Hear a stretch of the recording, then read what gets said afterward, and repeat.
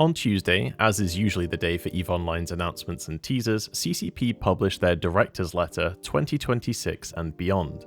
This, along with a companion 1-hour video going into further detail, is the best look we've been given so far at what 2026 has in store for New Eden. So I'd like to take the opportunity to go through some of the new things we've heard about and what that might mean for the game. First and foremost, in quite unprecedented style, CCP has apparently planned out the next 3 expansions. 2 of these we'll be seeing in 2026, the third presumably in early 2027. CCP Retati says this is an indication of their confidence in the game right now, and that was a message consistent through Tuesday's announcement. EVE Online is in the best state it's been in for at least a decade. I get at least one comment every video calling me an EVE Doom poster no matter how many times I say something positive about EVE, but it never hurts to say another. The truth is they're absolutely right. Player counts are in a good place, and while the various changes CCP have implemented do cause their own share of drama and controversy, it's far better than the complete stagnation the game has seen in previous years. The focus of the upcoming expansions and major updates looks to be threefold: formalizing the impact of the wars between the empires of EVE, giving new players a better pathway from solo play into social play, and the tying in of EVE's spin-off first-person shooter title Vanguard with the rest of New Eden. Let's take a look at those one at a time and look into them in further detail. I go on and on constantly on this channel about the truly meteoric impact that the Uprising expansion had on EVE, pulling faction warfare out of the Stone Age and into something new players and existing players alike can find enjoyment in. So the idea of diving deeper into the mechanics and consequences of the wars between the empires certainly sounds interesting. CCP also clarified that this is going to include an impact on HiSec, which will be particularly interesting. This format is referred to as a military campaign. We can only guess at the specifics right now, but there are a couple of different ways they could go with this. At first I suspected this might be more of a player-driven objective setting, not unlike freelance jobs, in which members of the militia might point at objectives and goals that they want to achieve and can collaborate in. However, CCP refers to it as a storytelling tool, making me think it's more likely to be a developer-driven narrative spanning many months in order to tie in with a variety of predetermined outcomes.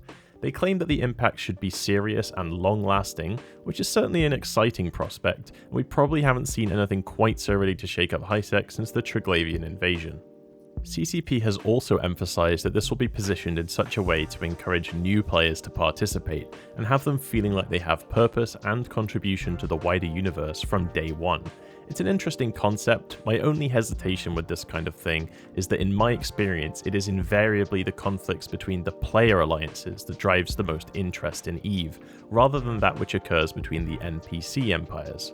With that in mind, it wouldn't surprise me if we see a new set of HiSec missions or sites designed to help further the goals of your chosen NPC faction, hopefully with a wide range of player ability targeted, because it's great when content is aimed at new bros, but content where new bros and experienced players can get together is the magic ingredient for player retention in my opinion.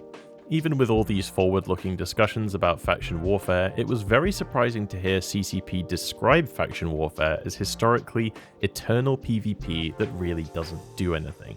I think they'll have to be careful not to take this too much to heart, as some of the biggest, most memorable conflicts in EVE's history have been fundamentally fought over nothing. Sometimes the appetite for a fight is enough justification for a fight in and of itself. As for catering to solo players and helping them get more involved in New Eden at large, I love this focus from CCP. I love the communities that EVE Online creates, but it can be so hard to sell that to people on description alone. Many MMOs suffer from this, and EVE is no exception, but it's very easy for new players to join and get comfortable playing on their own, never exploring the other possibilities and barely even scratching the surface of what the game has to offer. How effective this pathway ends up being, we won't know until we have more details, but I think this is the correct approach. It's better to give solo players ways to feel connected and allow them to connect themselves under their own steam, rather than gatekeep content from them in a way that I fear Homefront sites did pretty badly. Everyone featured in this year's Director's Letter was also very keen to reassure players that changes are going to be more iterative and less sweeping. It's anyone's guess as to which changes over the last few years CCP felt this feedback the most, but it is good to hear. There are areas of the game where more broad, ground-up redesigns are necessary, but there's still nothing wrong with doing that one step at a time. This gives time for players to adapt and for CCP to spot loopholes in their design logic early before they become difficult to close. There was a very important acknowledgement within the video that game design has changed a lot since EVE Online's infancy, and it's up to CCP to catch up. As long as this is targeted at the content getting feedback and complaints, rather than needlessly adjusting content that people are happy with, this is a good thing in my opinion. EVE has a lot of deep and hard to master content, which is absolutely fine and probably part of what makes the game so special. On the other hand, basic modern game design logic in the user interface and nomenclature could use some work. The team mentioned that the mining crit rate and survey scanner changes were a reflection of this, which definitely makes sense. If you've tried the survey scanner features, they do feel much more modern than any other UI interaction in the game. The motto of their new approach is easy to grasp, hard to master. The last of the major changes is the tie-in with EVE Vanguard. I'm trying to withhold too much judgment on Vanguard at the moment, as it's been a long time since I've participated in a playtest. Hopefully I'll catch the next one to see how things are going. CCP have never kept their intention to tie the events of Vanguard into EVE Online a secret, but it sounds like this year we will truly get a look at how that's going to function. Events of Vanguard are said to impact the military campaigns, potentially giving FPS players a way of influencing the outcome through their actions in-game. I'm honestly really excited for this. I won't sugarcoat it, I'm far from convinced that Vanguard will capture much of EVE's player base, nor does it seem like a strong enough shooter concept to develop its own audience.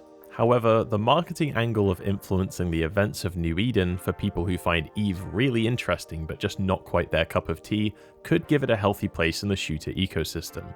The biggest risk I can see is that if the weighting of impact between EVE Online and Vanguard isn't just right, CCP could risk alienating the core MMO players by giving the FPS players too much sway on the objectives.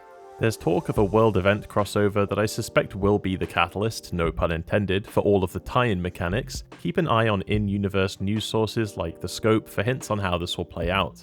Pacing-wise, we know that EVE Vanguard is scheduled to release in early access in Q3 2026, so we'll probably see the build-up to such an event in Q2.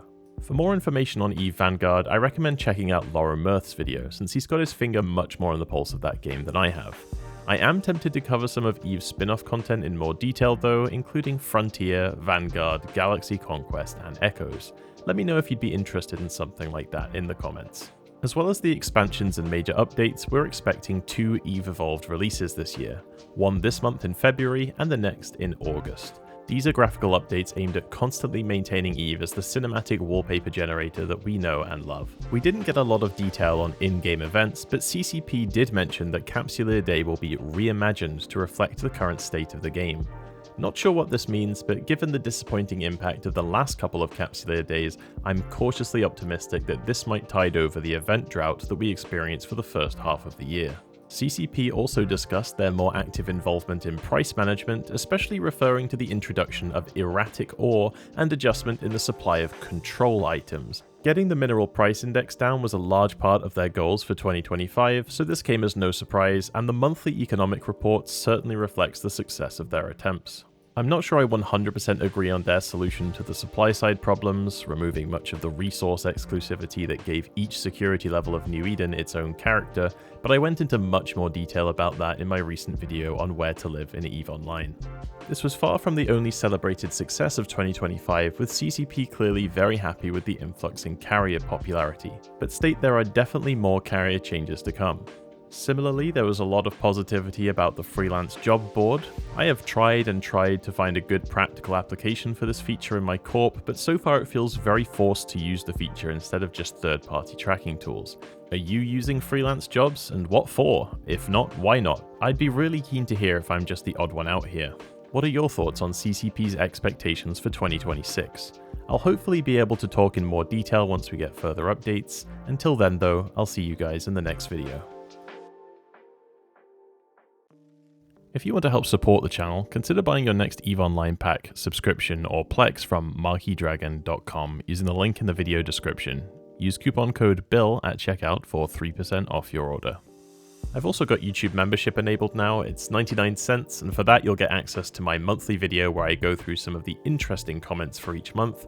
More of an unscripted rant if I'm honest, and I'm sure I'll have more casual unscripted content available for members too, as and when the mood arises. I really appreciate everyone that already signed up, as it's all helped me invest in the software and hardware I need to keep making better videos.